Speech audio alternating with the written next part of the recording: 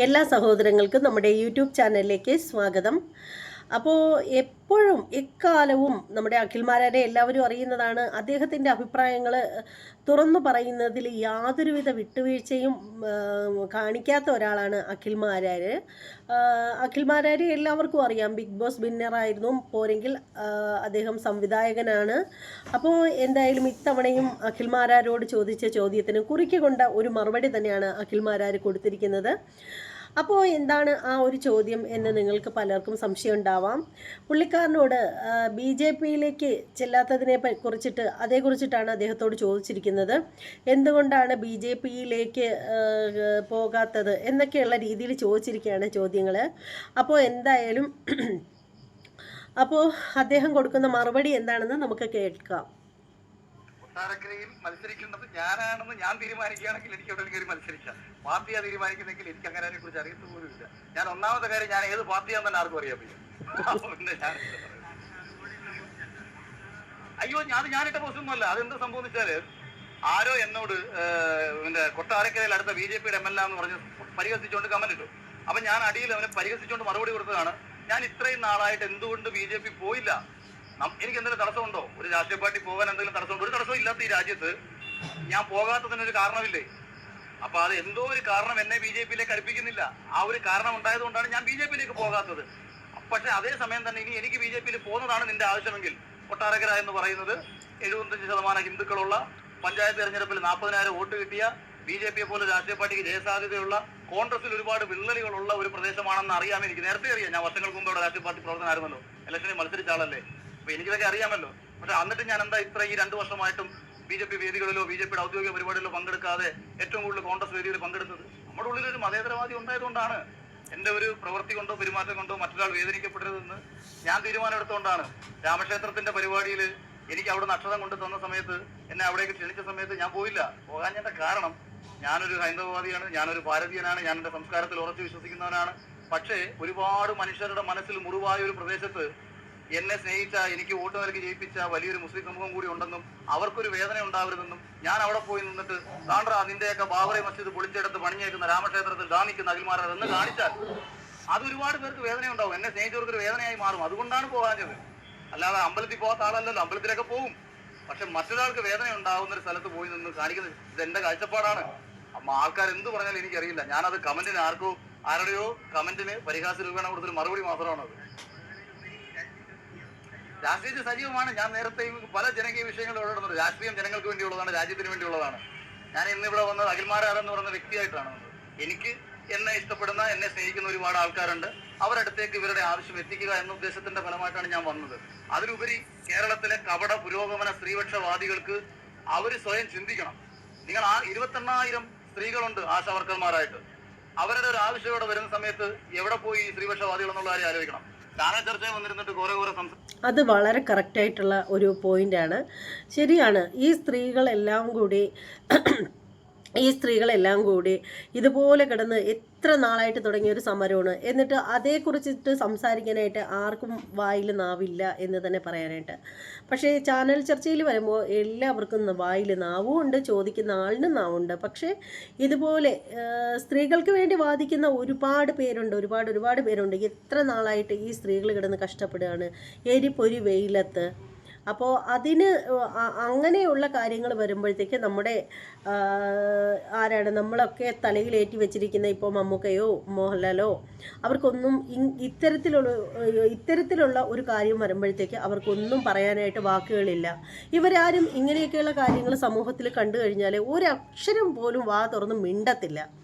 അവിടെ അവർ മൗനം ഭജിച്ചിരിക്കും.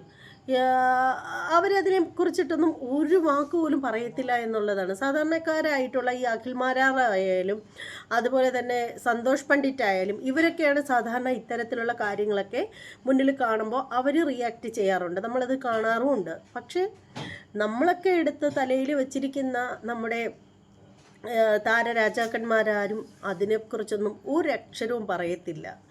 അതാണ് വാസ്തവം. ഇറങ്ങി മണ്ണിലോട്ട് ഇറങ്ങുക. നിങ്ങൾക്ക് സ്ത്രീകളെ കാണാം. അവർ യഥാർത്ഥം അവിടെ നിൽക്കുക. അതാരും കാണുന്നില്ല. ആർക്കും കാണാൻ താല്പര്യമില്ല. ഞാൻ അവരോട് തമാശ രൂപേണ പറഞ്ഞതാ, നിങ്ങൾ ഇവിടെ കിടന്ന് നിരാഹാരം കിടന്നാൽ നിങ്ങളുടെ ആരോഗ്യം പോകും. നിങ്ങൾ ഇവിടെ കിടന്ന് എത്ര നശിച്ചാൽ ഇതൊന്നും ഇവിടുത്തെ ഗവൺമെന്റ് കാണാൻ പോകുന്നില്ല. അവന് തടസ്സം ഉണ്ടാവണം.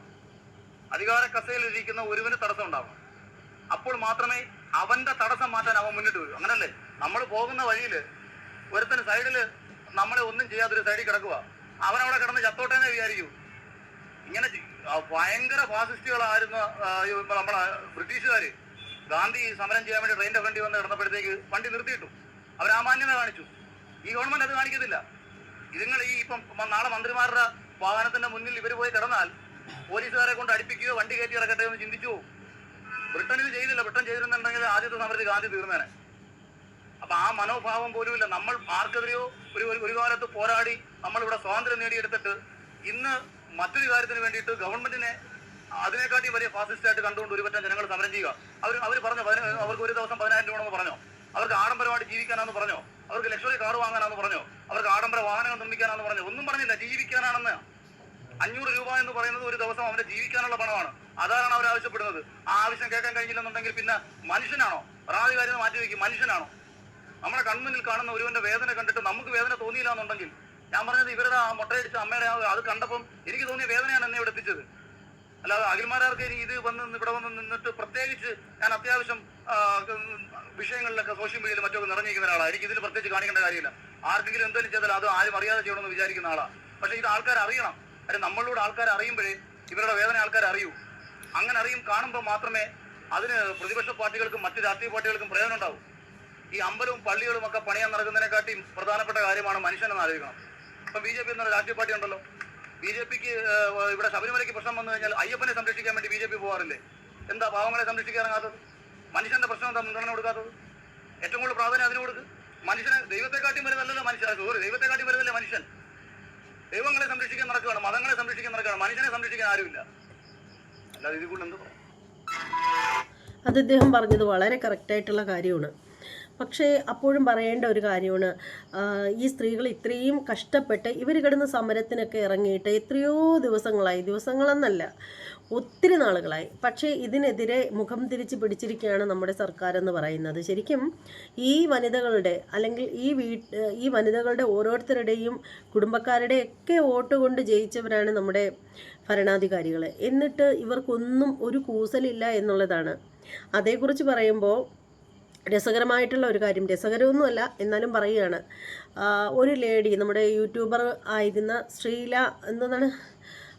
ശ്രീലു ടീച്ചർ, അതെ, ശ്രീലു ടീച്ചർ കുറേ നാളായിട്ട് അവരുടെ വീട്ടിൽ അവരിങ്ങനെ പ്രതിഷേധമായിട്ട് ഓരോ ദിവസവും ഓരോരുത്തരുടെയും പേര് പറഞ്ഞ് കുളിച്ചുകൊണ്ടിരിക്കുകയായിരുന്നു.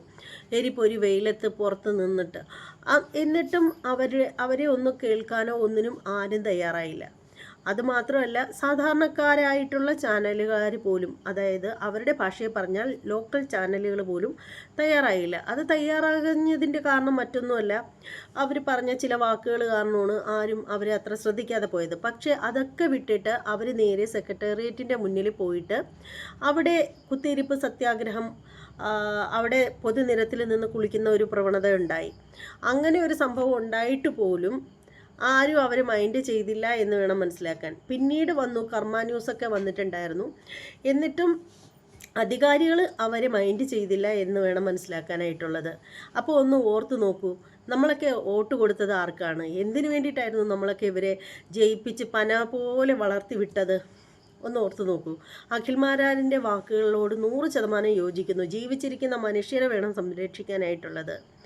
ദൈവങ്ങൾക്ക് പിന്നീട് രണ്ടാമത്തെ സ്ഥാനം കൊടുക്കേണ്ട ആവശ്യമുള്ളൂ. കാരണം ഞാൻ പലപ്പോഴും പറയുന്നൊരു കാര്യമാണ്, ദൈവങ്ങൾക്ക് വേണ്ടിയിട്ട് പണം ചിലവാക്കേണ്ട കാര്യമില്ല. കാരണം ദൈവങ്ങൾക്ക് വീട്ടുകരം അടയ്ക്കാനോ കറണ്ട് ചാർജ് അടയ്ക്കാനോ അരി മേടിക്കാനോ ഉള്ള പൈസയുടെ ആവശ്യമില്ല. അവർക്ക് വേണ്ടുന്നത് കുറച്ച് പൂവും എള്ളും പിന്നെ നമ്മൾ നല്ല രീതിയിൽ മനസ്സൊരുക്കി പ്രാർത്ഥിക്കാനുള്ളൊരു മനസ്സ്, അത്രേ വേണ്ടൂ ദൈവങ്ങൾക്കായിട്ട് മാറ്റിവെക്കേണ്ടത്. അപ്പോൾ എന്തായാലും അഖിൽമാരാരുടെ വാക്കുകളുമായിട്ട് നിങ്ങൾ യോജിക്കുന്നുണ്ടോ? എന്താ നിങ്ങളുടെ ഈ വീഡിയോയെക്കുറിച്ചിട്ടുള്ള അഭിപ്രായം എന്നത് എല്ലാവരും കമൻറ്റ് ചെയ്തേക്കണം. ഇനി ഇതുപോലെ മറ്റൊരു വീഡിയോയുമായിട്ട് കാണാം. എല്ലാവർക്കും നന്ദി, നമസ്തേ.